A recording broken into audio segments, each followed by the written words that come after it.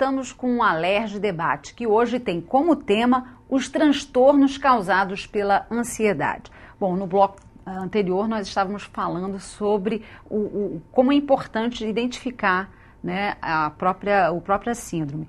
Quais são hoje, doutora, as síndromes ou os transtornos mais comuns, né, aqueles que os médicos mais identificam nos consultórios? Olha, no dia a dia do consultório, realmente, os transtornos de ansiedade em geral são os mais comuns. Ansiedade generalizada, as fobias específicas, fobia social, o transtorno de pânico e depressão. A atualidade não favorece ao surgimento desse tipo de transtorno ou, de fato, não tem nada a ver? Tem alguma coisa a ver sim, mas aquele indivíduo tem que estar predisposto geneticamente. Então, esses fatores biológicos, digamos assim, têm uma influência e os estressores sociais certamente também podem desencadear ou agravar um quadro. Como que hoje a psiquiatria trata essa questão do uso dos remédios? Olha, a medicação, ela tem que ser muito bem avaliada, né? Cada indivíduo é diferente do outro. Então, eu acho que a gente tem que saber das próprias crenças do paciente, se ele está aberto a uma medicação, se ele prefere aguardar. Às vezes eu faço isso, esperar um momento do paciente, né? Ele pode iniciar uma psicoterapia e, a partir daquilo ali, ele vai identificar o que é ou não é da síndrome, até que ponto ele consegue segurar. E se ele está precisando de fato, eu acho que chega um momento que ele vai procurar essa ajuda porque não está conseguindo dar conta mesmo. Então, aí a gente vai avaliar o que vai ser usado. Pode ser uma medicação só que a gente chama de SOS, que é pontual. No momento da crise, quando ele não está se sentindo bem, ele pode andar com aquela medicação na bolsa, colocar embaixo da língua e em poucos minutos ele consegue cortar uma crise. Então ela não vai chegar nem ao seu auge, porque geralmente o auge do ataque de pânico é em torno de 10 minutos. E ele dura, assim, geralmente no máximo 30 minutos. Então até para identificar eu acho que é um dado importante.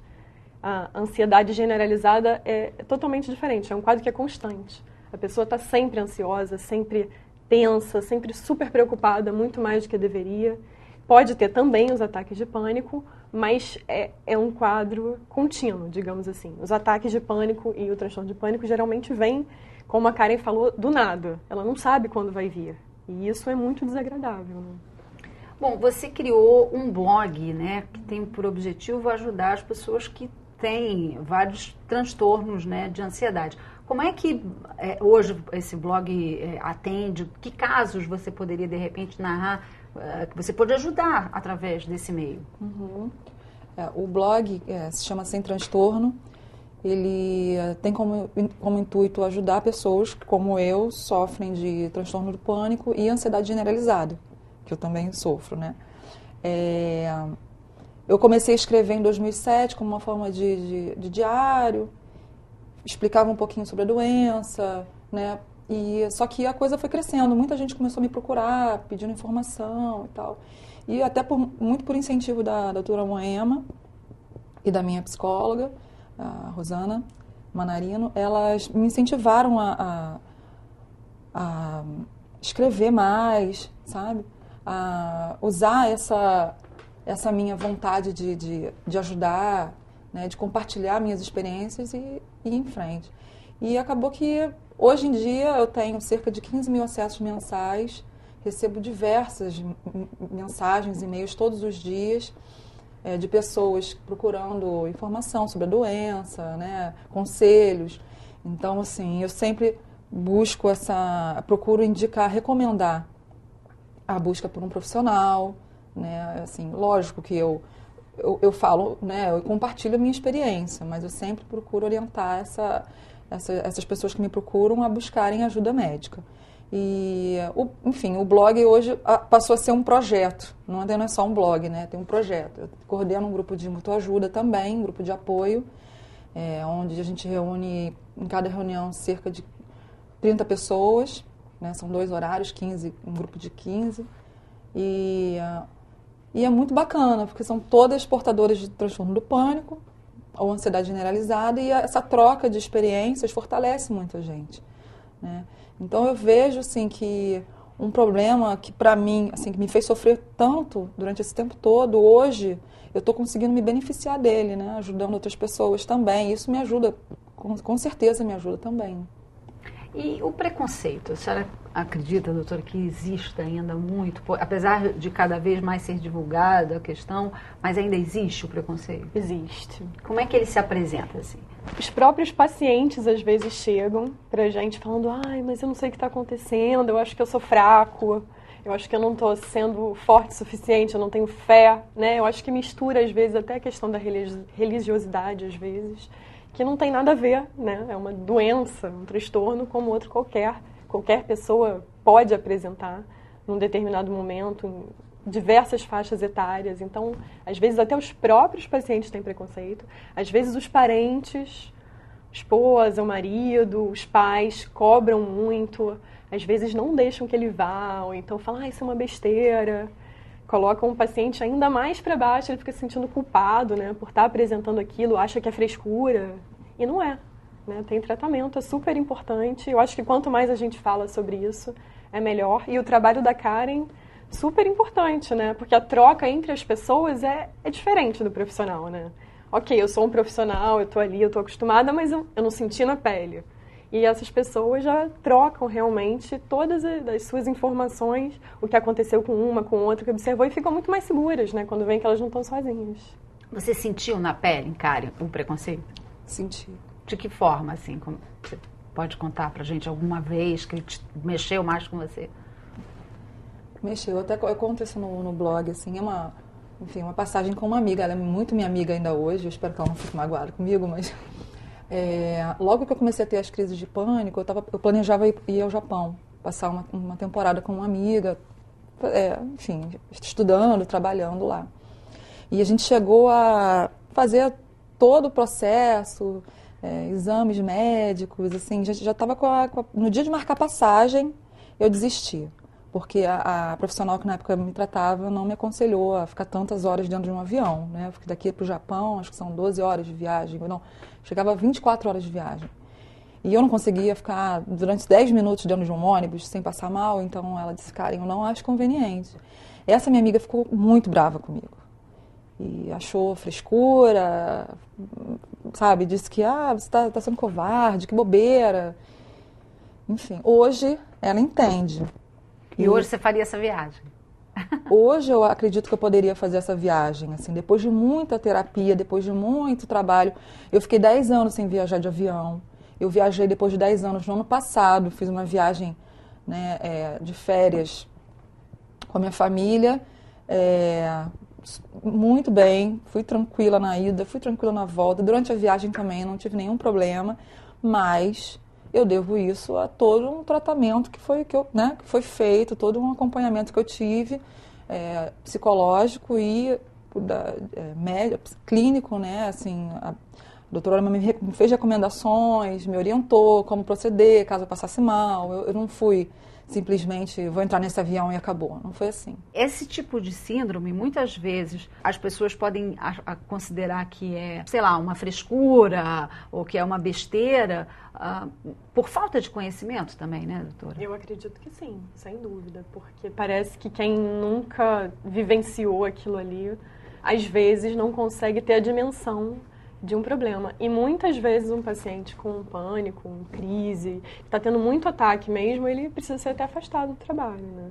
Também é uma questão que com uma certa frequência ocorre, e não é frescura, né? É uma questão de saúde, para ele melhorar, para ele conseguir fazer a terapia, dar uma estabilizada nesse quadro e poder voltar bem.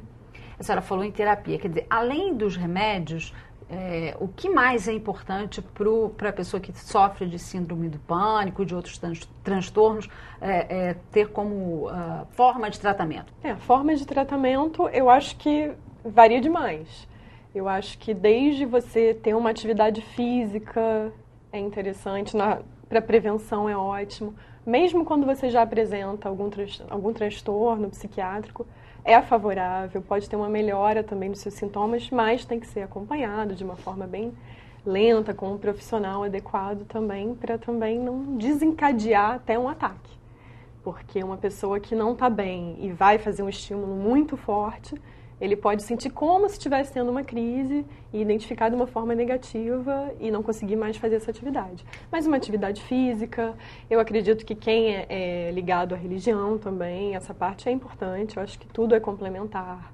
Ter um momento de lazer é importante. Tirar suas férias, eu acho que é importante. Não ficar ligado no trabalho o tempo todo, no celular o tempo todo, ficar vendo e-mail de trabalho. Se puder desligar um pouco disso, é sempre bom para a qualidade de vida. Uma boa alimentação também é importante. Há uma incidência maior, digamos, no gênero? Há mais mulheres do que homens? Sei lá, homens, ou até porque a mulher tem mais essa questão hormonal. Como é que a senhora analisa isso? Sim, sim, com certeza. Tanto depressão, quanto pânico, quanto ansiedade generalizada são mais comuns no sexo feminino. As mulheres também procuram mais ajuda. Isso é uma coisa boa. E geralmente no estágio mais inicial. O homem tenta se fazer um pouco mais de durão, às vezes ele demora a procurar, mas é mais frequente nas mulheres. Você identifica isso no seu blog? Quer dizer, tem mais mulheres? certeza. Você já conseguiu algum homem Não, se declarando com síndrome do pânico? Sim, não. Também tem bastante procura por homens, mas com certeza, as mulheres são a maioria. No grupo de apoio, nossa primeira reunião, a gente recebeu um homem. E atualmente a gente tem, depois disso vieram mais uns 6, 7, mas já é alguma coisa, a gente comemora. Sempre que aparece mais algum homem, a gente, poxa, que bacana, porque é muito difícil um homem buscar esse tipo de ajuda, né? Ele reconhecer, todos os que procuram a gente falam isso, eu me sentia envergonhado, né? Os amigos sempre falam, para de bobeira, né? E se para uma mulher já é difícil compreender, aceitar que está doente, né, com uma doença mental, ou da alma, né, que chamam transtorno da alma também, males da alma. Imagina para um homem. Então, com certeza, eu vejo isso. O meu público é muito grande, assim, é muito maior entre as mulheres. Tem crianças que também podem ter essa síndrome? Eu tenho adolescentes. Adolescentes. Assim, a mais novinha que me procurou tem 15 anos.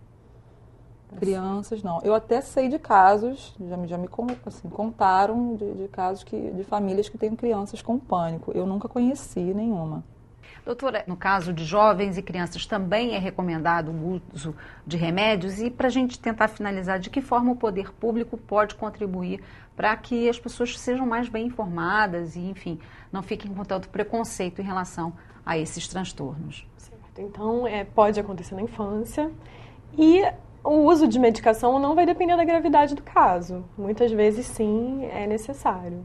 Olha, eu acredito que da mesma forma como várias campanhas já foram feitas para esclarecer a população, né, sobre outras doenças, eu acho que poderia ser feito um trabalho em cima também dos transtornos mentais, especificamente o transtorno do pânico, né, que é o que eu trabalho, assim, que eu sou mais engajada, enfim.